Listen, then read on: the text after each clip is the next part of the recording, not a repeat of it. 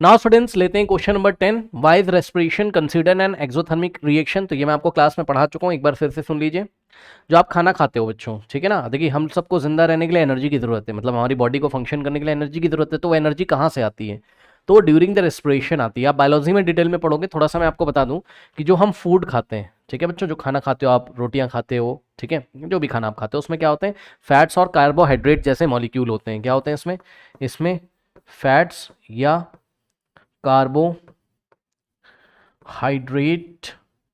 जैसे मॉलिक्यूल्स होते हैं। अब ये बहुत कॉम्प्लेक्स मॉलिक्यूल होते हैं, यानी कि हैवी मॉलिक्यूल होते हैं, ठीक। तो सबसे पहले क्या होता है, हमारी बॉडी में ऐसा फंक्शन होता है कि इन मॉलिक्यूल्स को सिंपल मॉलिक्यूल्स में ब्रेक किया जाता है, ठीक। तो ड्यूरिंग द डाइजेशन, जब डाइजेशन हो रहा होता है, ठीक है स्टूडेंट्स, जब डाइजेशन हो रहा होता है तो क्या होते हैं ये जो मॉलिक्यूल्स हैं, ठीक है, फैट और कार्बोहाइड्रेट के जो कॉम्प्लेक्स मॉलिक्यूल हैं, सिंपलर मॉलिक्यूल में ब्रेक होते हैं और उन सिंपलर मॉलिक्यूल को हम बोलते हैं ग्लूकोज। ग्लूकोज का फॉर्मूला होता है C6H12O6, ठीक, C6H12O6। ओके बच्चों, ये हो गया आपका क्या? ग्लूकोज। अब होता क्या है, ये जो ग्लूकोज है, ये हमारी सेल्स जो होती हैं, बॉडी में जो सेल्स होती हैं, बायोलॉजी में सेल्स के बारे में आपने पढ़ा होगा, ये ग्लूकोज हमारी बॉडी में प्रेजेंट सेल में जो ऑक्सीजन होती है, ठीक है ना, उससे रिएक्ट करके क्या करता है? कार्बन डाइऑक्साइड बनाता है और वाटर बनाता है और साथ में बहुत सारी एनर्जी निकलती है। तो रिएक्शन कैसे होती है, आइए हम आपको दिखाते हैं। ये जो ग्लूकोज होता है, सबसे पहले क्या हुआ, जो आपने खाना खाया उसमें फैट्स या कार्बोहाइड्रेट जैसे कॉम्प्लेक्स मॉलिक्यूल्स हैं, ठीक। तो वो कॉम्प्लेक्स मॉलिक्यूल सिंपलर मॉलिक्यूल में ब्रेक होते हैं ड्यूरिंग द डाइजेशन। वो सिंपलर मॉलिक्यूल क्या होते हैं? ग्लूकोज होते हैं। ये हो गया सिंपलर मॉलिक्यूल, सिंपलर मॉलिक्यूल्स। अब क्या होगा, ये जो सिंपलर मॉलिक्यूल्स बनते हैं ग्लूकोज के, ये हमारे सेल्स में प्रेजेंट ऑक्सीजन के साथ रिएक्शन करते हैं, ठीक है। सो यहाँ पे देखिए क्या रिएक्शन होगी, C6H12O6। और याद रखिएगा हमारी सेल्स में वाटर तो प्रेजेंट होता है, तो यहाँ हम एक्वस लिख देंगे, ठीक है। सारा रिएक्शन कहाँ हो रहा है? एक्वस मीडियम में, यानी कि पानी प्रेजेंट है वहाँ पर, ठीक। और हमारी सेल्स में जो ऑक्सीजन है वो भी वाटर में डिजॉल्व होती है, तो ऑक्सीजन के नीचे भी एक्वस लिखेंगे। यहाँ पे आप आंसर में देखोगे यहाँ गैस लिखा हुआ है, लेकिन एनसीईआरटी कहता है कि यहाँ एक्वस लिखना है, तो हमने यहाँ पे एक्वस लिख दिया, ठीक।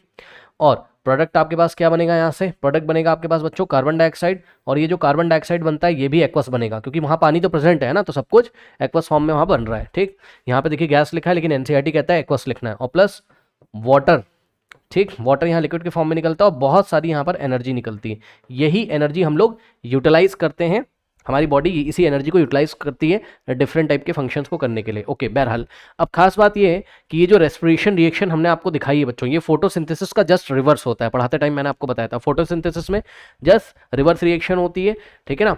ओके, नाउ तो यहां पर आप देखोगे, जरा ध्यान से देखो, अगर आपने चैप्टर अच्छी तरीके से फॉलो नहीं किया है तो यूट्यूब पे टाइप करिए आप chemical reactions and equations bye 2 pi classes. 5 घंटे का वन शॉट एक वीडियो मिलेगा भैया, उसको बैठ कर आराम से कर लो, तो ये सब देखने की आपको जरूरत ही नहीं पड़ेगी, सब डिटेल में पढ़ा है। फिर भी यहाँ पर देखो बच्चों, एनर्जी बाहर निकल रही है, ठीक है ना, एनर्जी प्रोडक्ट के साथ हमको मिल रही है। ये देखिए प्रोडक्ट साइड में एनर्जी मिल रही है, तो ऐसी रिएक्शन जिसमें एनर्जी रिलीज होती है उसको हम क्या बोलते हैं? एक्सोथर्मिक। तो ये एक्सोथर्मिक का एग्जाम्पल है। अब रही बात बैलेंस करने की, तो बैलेंस कर लीजिए। कैसे बैलेंस करोगे? यहाँ पे देखो कार्बन 6 है, तो यहाँ पे हमने 6 लगा दिया। इसकी वजह, अच्छा हाइड्रोजन कितना है यहाँ? 12 है, तो यहाँ हमने 6 लगा दिया, 6 2 12। अब देखो 6 ऑक्सीजन यहाँ से, 6 2 12 ऑक्सीजन यहाँ से, तो 6 + 12 18 हो गया। 18 ऑक्सीजन करने के लिए आप क्या करोगे? यहाँ 6 कर दो, तो 6 2 12 + 6 18। अभी आपके बैलेंस केमिकल रिएक्शन हो गई यहाँ पर बच्चों, ठीक है ना। अब देखिए एग्जाम में थोड़ी सी लैंग्वेज अगर आपको लिखनी होगी तो आप क्या लिखोगे? आप लिखोगे energy is required to support life, ठीक है, सब कहानियां लिखोगे। Energy in our body is obtain from food we eat, हमारी बॉडी की एनर्जी कहाँ से मिलेगी? जो आप खाना खाते हो, ठीक है। तो during digestion large molecule of food are broken down into simpler substances such as glucose. जब डाइजेशन हो रहा होता है तो फूड में प्रेजेंट फैट और कार्बोहाइड्रेट जैसे जो लार्ज मॉलिक्यूल कॉम्प्लेक्स मॉलिक्यूल होते हैं वो सिंपलर मॉलिक्यूल ग्लूकोज में ब्रेक होते हैं। उसके बाद क्या करता है? Glucose combined with the oxygen in the cells and provide energy, ठीक। फिर ग्लूकोज क्या होता है? ग्लूकोज हमारी सेल्स में प्रेजेंट ऑक्सीजन के साथ रिएक्शन करता है और हमें एनर्जी देता है।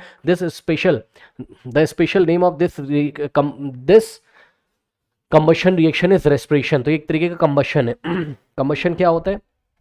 कंबशन ऐसी रिएक्शंस होती हैं जिसमें ऑक्सीजन के प्रेजेंस में रिएक्शन होती है। हमेशा याद रखिएगा ऑक्सीजन के प्रेजेंस में रिएक्शन होती है, तो उसको हम कंबशन रिएक्शन बोलते हैं। कंबशन रिएक्शन में आपके पास ऑक्सीजन की प्रेजेंस में कोई ऑर्गेनिक कंपाउंड होगा जिसका जो रिएक्ट कर रहा होगा, साथ में आपको हीट मिल रही होगी, तो ये ऑक्सीजन प्रेजेंट है और ये ऑर्गेनिक कंपाउंड है। ऑर्गेनिक कंपाउंड क्या होते हैं?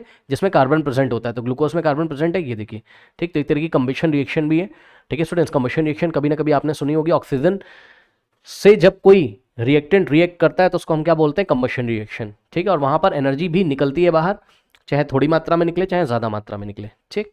यहाँ एनर्जी भी निकल रही है, तो बस इसीलिए यहाँ कंबशन शब्द का यूज़ किया गया। The special name of this combustion reaction is called respiration reaction. तो इस रिएक्शन को हम क्या बोलते हैं बच्चों, रेस्पिरेशन रिएक्शन बोलते हैं, ठीक। Since energy is release in the whole process, इस पूरे प्रोसेस में एनर्जी रिलीज हो रही है, इसलिए हम इसको क्या बोलते हैं, एक्सोथर्मिक प्रोसेस बोलते हैं। ओके स्टूडेंट्स, नोट कर लीजिए।